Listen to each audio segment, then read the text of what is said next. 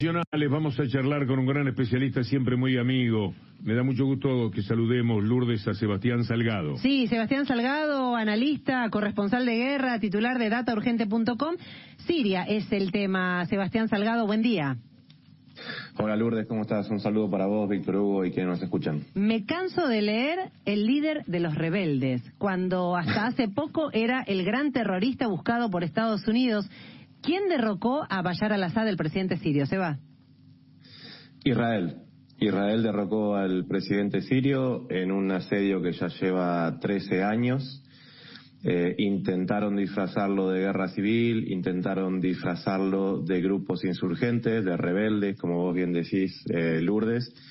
En la continuidad de estos personajes creados por la OTAN, que hemos visto a Osama Bin Laden, hemos visto a al-Baghdadi y su nueva creación se llama al-Golani, pero que en realidad son una fachada para dar una impresión, sobre todo a Occidente, de justificar este asedio contra la República Árabe Siria, que se vio ya en un momento en el que desde las sanciones económicas, desde el asedio militar, desde los bombardeos sistemáticos, sus fuerzas colapsaron.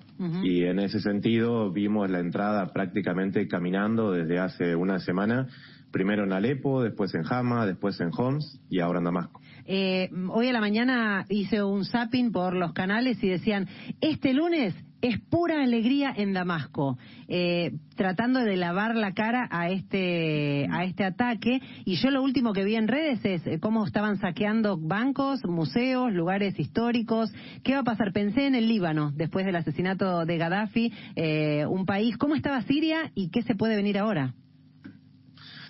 Sí, no, incluso vos ves que en las imágenes que están mostrando en televisión son encuadres muy cerrados. Nosotros sabemos cómo se manejan esos lenguajes audiovisuales. Había mucho más gente en Buenos Aires cuando Racing ganó la Sudamericana hace 20 días que los supuestos festejos que hay ahora en Damasco. De hecho, son gente armada, disparando, amedrentando al resto de la población. Y lo que vos decís de Gaddafi es seguramente un buen ejemplo en Libia, no en Líbano, Perdón, en Libia. Pero que demuestra, ¿no?, lo que era un país tremendamente próspero, que generaba migración del resto del continente africano hacia Libia, pero que no tenía un sistema de gobierno que fuera cómodo para Occidente y que por tanto fue asediado.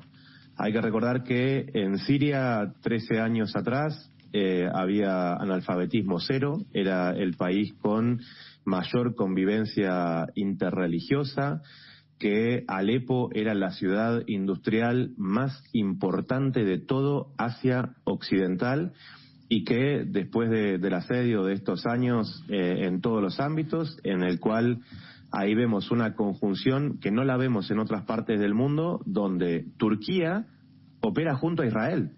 Cuando vemos declaraciones de Erdogan vinculadas a Palestina, se enfrenta con Israel como si fueran defensores de palestinos, pero cuando se trata de Siria, lo atacan de manera conjunta. Entonces, Turquía está ocupando, y hemos hecho documentales ahí en el norte de Siria, está ocupando el norte de Siria bajo la excusa de perseguir a lo que ellos consideran los rebeldes kurdos, ¿sí?, que tienen una especie de autonomía e intenciones independentistas. Están las tropas estadounidenses dentro de Siria con bases que saquean el petróleo.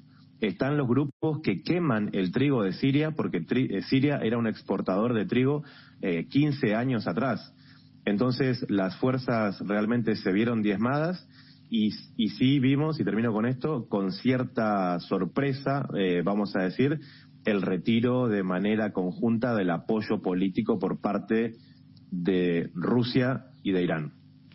Ofreciendo su casa para que vaya al-Assad, pero por supuesto eso es lo menos importante frente a lo que nos has detallado ahora en el análisis. Se recibió asilo en Rusia Bashar al-Assad. Lo que estamos viendo es que se progresa, como dice Jorge Mahfoud, desde los Estados Unidos hacia una guerra. Esto no puede terminar bien, me parece, Sebastián. No, evidentemente, Víctor Hugo, lo que estamos viendo es una balcanización de Siria, la están partiendo en 1000 pedazos, no esperaron ni 24 horas para que los tanques israelíes avanzaran en lo que ya era el Golán ocupado Siria, a lo que ellos le llaman la zona de seguridad, avanzaron más de 15 kilómetros, robando 15 kilómetros más de la frontera siria, que no lo hacían desde la década del 70. Sí. Y en ese sentido, bueno, evidentemente sí, es la caída de un sistema de gobierno. Hay que recordar que la familia al-Assad había gobernado el país durante casi 50 años. Hafez al-Assad, el padre de Bashar, había sido presidente de Siria también.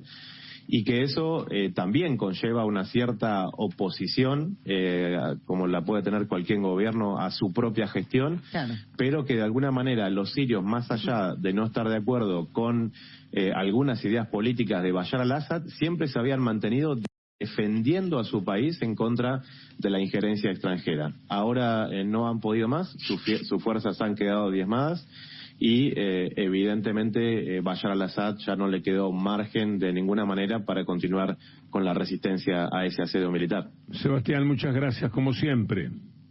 A ustedes gracias, un abrazo. Sebastián Salgado, director de dataurgente.com, donde naturalmente todos estos análisis están a disposición de los lectores.